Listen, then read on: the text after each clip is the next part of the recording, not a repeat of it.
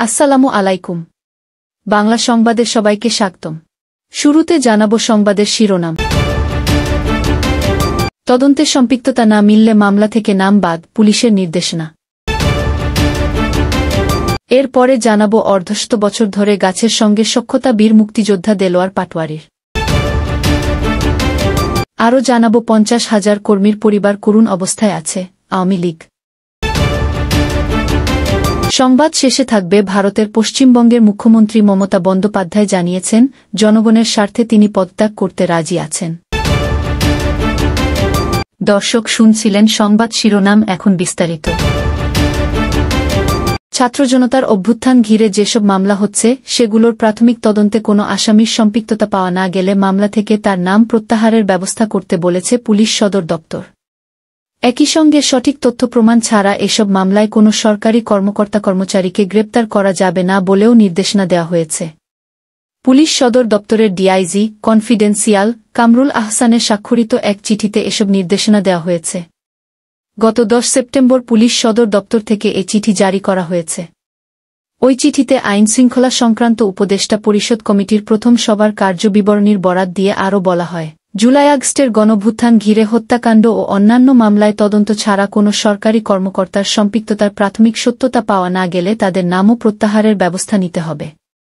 রাজনৈতিক পট পরিবর্তনের পর ক্ষমতাচ্যুত আওয়ামী লীগ সরকারের মন্ত্রী, সংসদ সদস্য এবং দলটির নেতা কর্মীদের বিরুদ্ধে সারা দেশের বিভিন্ন থানা ও আদালতে বহু মামলা হয়েছে।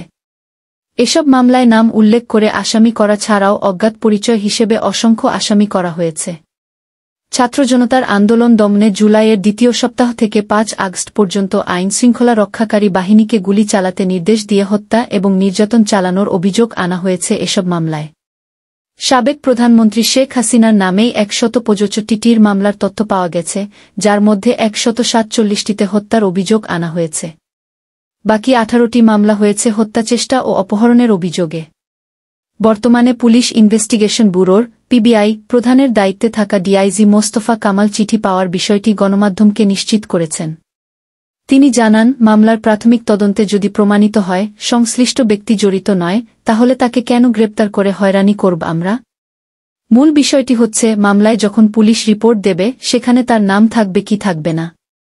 ক্ষমতার পালাবদলের পর গত 1 মাসে বিগত সরকারের মন্ত্রী এবং আওয়ামী লীগের নেতাকর্মীদের নামে প্রায় 3.25 মামলা হয়েছে আদালতে এবং দেশের বিভিন্ন থানায়। এসব মামলায় নাম প্রকাশ করে আসামি করা হয়েছে 26,000-এর বেশি মানুষকে, অজ্ঞাত পরিচয় আসামি রয়েছে 1.5 লাখের উপর। আর সাবেক প্রধানমন্ত্রী শেখ হাসিনার নামেই 130টির বেশি মামলার তথ্য পাওয়া যাচ্ছে, যার মধ্যে 119টিতেই হত্যার অভিযোগ আনা হয়েছে। বাকি 11টি মামলা হয়েছে হত্যাচেষ্টা ও অপহরণের অভিযোগে। বাড়ছে জলবায়ু পরিবর্তনের প্রভাব। সময়ে অসময়ে কখনো বৃষ্টি, কখনো তীব্র উত্তাপ। জলবায়ুর পরিবর্তনের প্রভাব থেকে রক্ষা পেতে বেশি বেশি গাছ লাগানোর কথা বললেও অনেকেই তা শুনছেন না। কিন্তু এসব না জেনেই গত অর্ধশত বছর ধরে গাছ লাগানো, যত্ন নেওয়া থেকে গাছ রক্ষায় কাজ করে চলছেন দেলোয়ার হোসেন পাটোয়ারি নামে একজন বীর মুক্তিযোদ্ধা। এই বীর মুক্তিযোদ্ধা ইতিমধ্যেই নিজের বাড়ির চারপাশে 3 একর জমিতে 12,000 গাছের এক বাগান গড়ে তুলেছেন। কবুতর, মোরগ, গরু পালন ও মাছ চাষের সঙ্গে রয়েছে তার সখ্যতা। চাঁদপুর জেলার ফরিদগঞ্জ উপজেলার পাইকপাড়া দক্ষিণ ইউনিয়নের করিতলি গ্রামের অধিবাসী বীর মুক্তিযোদ্ধা দেলোয়ার হোসেন পাটোয়ারি। কিশোর বয়স থেকেই গাছ লাগানো তার নেশা। নিজের কাছে টাকা থাকলেই গাছ কিনে তা রোপণ করতেন বাড়ির আঙিনা, উঠোনে, ঘরের কোনায় কিংবা পুকুর পাড়ে। এভাবে গত 50 বছরে 320 শতক জমিতে অন্তত 100 জাতের 12,000 গাছ রোপণ করেছেন তিনি। যেখানেই বিরল জাতের গাছ পান সেখান থেকেই সংগ্রহ করে রোপণ করতেন। এছাড়া 210 শতক সম্পত্তিতে বিশাল আকৃতির 2টি মাছের খামারে নানান জাতের 16,000 মাছ চাষ করেছেন। দেলোয়ার হোসেন পাটোয়ারির স্ত্রী রওশন আরা বলেন, তিনি গাছ ছাড়া আর কিছু বোঝেন না। বাজারের টাকা বাঁচিয়ে গাছ কিনে নিয়ে আসেন। তিনি একজন গাছ প্রেমিক মানুষ। নিজেই এখন চলাফেরা করতে কষ্ট হলেও সকাল বিকেল গাছের পরিচর্যা করতে ভোলেন না। দেলোয়ার হোসেন পাটোয়ারি বলেন, জীবনের অনেকটা সময় গাছের সঙ্গেই কাটিয়েছি। ছেলেমেয়ের মতোই আমি গাছকে ভালোবাসি। আমার নিজ বাড়িতে কবুতর, মোরগ, গরু, মাছ ও গাছ নিজেদের পরিবার, স্বজন, প্রতিবেশীকে বিলিয়ে দেওয়ার পাশাপাশি বিক্রিও করে থাকি। এতে আর্থিকভাবে লাভবান হচ্ছি। আমি মনে করি বর্তমান বেকার তরুণেরা চাকরির পেছনে না ছুটে উদ্যোগী হওয়া প্রয়োজন। ফরিদগঞ্জ উপজেলা বন কর্মকর্তা কাউসার মিয়া বলেন, মুক্তিযোদ্ধা দেলোয়ার হোসেন পাটওয়ারির বাড়িতে আমি নিজেই বেশ কয়েকবার গিয়েছি। তার বসতভিটায় বিরল প্রজাতির গাছ রয়েছে। এছাড়া অন্যান্য প্রজাতির গাছও রয়েছে। সত্যিই তিনি একজন গাছপ্রেমিক মানুষ। ছাত্র জনতার আন্দোলনের মুখে আওয়ামী সরকারের পতনের পর থেকে দলটির প্রায় 50,000 কর্মী পরিবারসহ করুণ অবস্থায় আছে। মামলা হামলা ও গ্রেপ্তারের কারণে বাড়িতেও অবস্থান করতে পারছেন না তারা। শুক্রবার 13 সেপ্টেম্বর আওয়ামী লীগের ভেরিফাইড ফেসবুক পেজে একটি পোস্টের মাধ্যমে এসব তথ্য জানানো হয়। পোস্টে লেখা হয়েছে, সারা দেশ থেকে অনলাইনেই জুলাই-আগস্ট পুরো মাস এবং চলতি সেপ্টেম্বর মাসেও আওয়ামী লীগের নেতাকর্মীদের উপর হামলা, গণহত্যা, লুটপাট, অগ্নিসংযোগ ও ভাঙচুরের তথ্য আমরা সংগ্রহ করেছি, যা এখনও চলমান। আওয়ামী লীগ ও সহযোগী সংগঠনের নেতাকর্মীদের উপর দেশের প্রতিটি জেলা, মহানগর, উপজেলা, ইউনিয়ন, এমনকি কয়েক হাজার ওয়ার্ড পর্যায়েও হামলা হয়েছে। তাদের সব কিছুই লুট করেছে বিএনপি জামায়াতের সন্ত্রাসীরা। মহানগর ও জেলা উপজেলা পর্যায়ে একেকজন নেতাকর্মীর বিরুদ্ধে আছে 5 থেকে 10টি পর্যন্ত মিথ্যা মামলা। এই সময় সবচেয়ে গুরুত্বপূর্ণ বিষয় হল দুস্থ কর্মীদের পাশে দাঁড়ানো।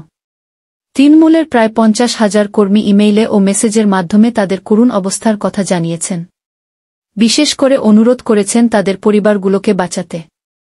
অনেকেই মামলা হামলা ও গ্রেপ্তারের কারণে বাড়িতেও অবস্থান করতে পারছেন না। দেশে বা প্রবাসে থেকে যারা দুস্থ নেতাকর্মীদের পাশে দাঁড়াতে চান, ইমেইল বা হোয়াটসঅ্যাপে যোগাযোগ করবেন। আপনার কাছে আমরা তথ্য সরবরাহ করব।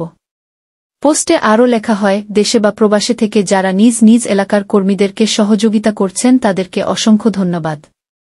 আমরা এখন থেকে পাবলিক প্ল্যাটফর্মে কারও ব্যক্তিগত ফোন নম্বর বা অন্য যে কোনো পরিচিত নম্বর শেয়ার করা থেকে বিরত থাকব।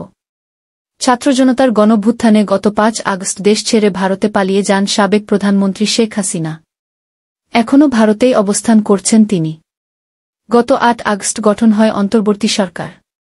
এরপর হত্যা, অগ্নিসংযোগ ও ভাঙচুর সহ নানা অভিযোগ তুলে দেশের বিভিন্ন জায়গায় মামলা হতে শুরু করে। যেসব মামলায় এখন পর্যন্ত আওয়ামী লীগের কেন্দ্রীয় নেতা থেকে শুরু করে তৃণমূলের অনেক নেতাকে গ্রেপ্তারও করা হয়েছে। ভারতের পশ্চিমবঙ্গের মুখ্যমন্ত্রী মমতা বন্দ্যোপাধ্যায় জানিয়েছেন, জনগণের স্বার্থে তিনি পদত্যাগ করতে রাজি আছেন। পশ্চিমবঙ্গের জুনিয়র চিকিৎসকদের প্রতিনিধি দলের জন্য 2 ঘণ্টা অপেক্ষার পর এক সংবাদ সম্মেলনে বৃহস্পতিবার 12 সেপ্টেম্বর রাজ্য সচিবালয়ে তিনি এ মন্তব্য করেছেন। খবর এনডিটিভির। পশ্চিমবঙ্গের মুখ্যমন্ত্রী সেই সঙ্গে আশ্বস্ত করেছেন যে তিনি চিকিৎসকদের বিরুদ্ধে কোনো ব্যবস্থা নেবেন না। মমতা বলেছেন, সরকার সংলাপের জন্য সবসময় প্রস্তুত। সামাজিক যোগাযোগ মাধ্যমে সরকার বিরোধী বার্তা ছড়িয়ে পড়ার দিকে ইঙ্গিত করে তিনি বলেন, আমাদের সরকারকে অপমান করা হয়েছে। সাধারণ মানুষ জানে না এর কোনো রাজনৈতিক রং আছে। আমি পদত্যাগ করতে রাজি আছি। কিন্তু ওরা বিচার চায় না, চেয়ার চায়। আশা করি মানুষ সেটা বুঝবেন। মমতা আরও বলেন, জনগণের স্বার্থে আমি পদত্যাগ করতে প্রস্তুত। আমি মুখ্যমন্ত্রীর পদ চাই না। আমি ন্যায়বিচার চাই এবং আমি চাই সাধারণ মানুষ চিকিৎসা পাক। গতকাল বিকাল 5টায় সচিবালয়ে মুখ্যমন্ত্রী মমতা বন্দ্যোপাধ্যায়ের সঙ্গে পশ্চিমবঙ্গের জুনিয়র চিকিৎসকদের প্রতিনিধি দলের বৈঠক হওয়ার কথা ছিল। সচিবালয়ের গেট পর্যন্ত প্রতিনিধি দল চলেও এসেছিল। কিন্তু তাদের দাবি ছিল বৈঠক সরাসরি সম্প্রচার করতে হবে। রাজ্য সরকার এতে রাজি না হওয়ায় প্রতিনিধি দল ভেতরে প্রবেশ করতে অস্বীকৃতি জানা। এ নিয়ে মমতা বলেছেন, বাংলার মানুষের অনুভূতির কাছে ক্ষমা চাই আমি। আপনারা ভেবেছিলেন আজ বিষয়টির সমাধান হয়ে যাবে। যারা নবান্নের সামনে এসেও বৈঠকে এলেন না, তাদের আমি ক্ষমা করলাম।